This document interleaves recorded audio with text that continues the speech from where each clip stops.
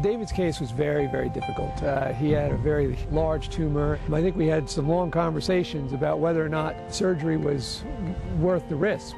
I knew I was going to fight with every breath that I had, but it was a possibility that I may not make it out of that operating room. We had a very high-risk operation, but we had a young, healthy guy who could probably handle it, and we had no other good treatments, which is one of the things that our research is about. The research that Gateway is funding for me is to understand the interplay between the immune system and cancer.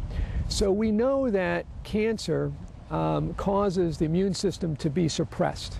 And the immune system, we know, can cause incredibly devastating diseases. What we're trying to do is figure out what it is that the cancer tells the immune system so that it doesn't get recognized as foreign, and try to influence that balance between self and non-self so that we can come in with experimental drugs that affect that balance and have the immune system attack the patient's cancer. I think patients, when they get backed into a corner where there is no real effective therapy, really do want to participate in trials. And I think, you know, when you say, what's the urgency, that's probably a better question for my colleague here. Doing whatever it would take to survive. I would travel wherever I had to. I am now able to spend more quality time with my wife and kids. That was the scariest part of this whole ordeal, was that I would leave them and they'd be by themselves. Being able to survive that, to spend my life with them, to see them grow up, that's the most important thing to me ever. I relish every second of every day now. I don't take anything for granted. I live life like it's my last moment. When all is said and done and there's no place left to run, I'll stop myself and turn around to see I'm not the only one.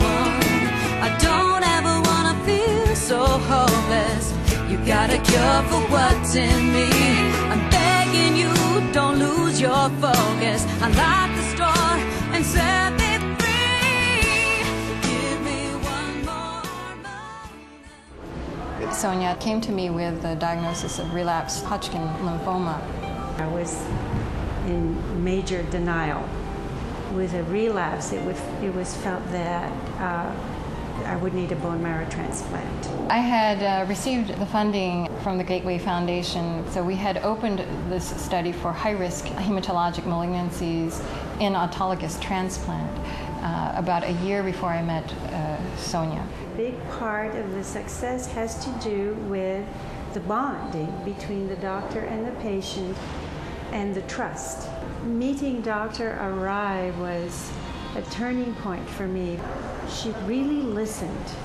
The therapy is a novel cellular therapy, taking the patient's own cells and expanding them outside the body to make them more activated and stimulated to go back into the body and target her tumor cells, because those are the cells that could set you up for the relapse. It takes 3 weeks to expand them, and then we have the patient come back for the infusion about 6 to 8 weeks after transplant. We developed a system to tag, radio label the activated T cells that we were going to infuse back into the patient, and then scanning the patient 24 and 48 hours afterwards to track the label. Right now we're at every 6 months PET scan follow-ups. We've had no evidence of recurrence, which is excellent. It's working. I think this study could not have been done without the funding from Gateway and the encouragement. Every day I think about, wow, what a miracle, I'm here.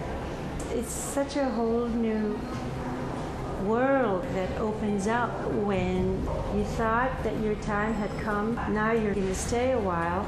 Now it's appreciating the whole process, sort of day by day, moment by moment. We'll keep on going.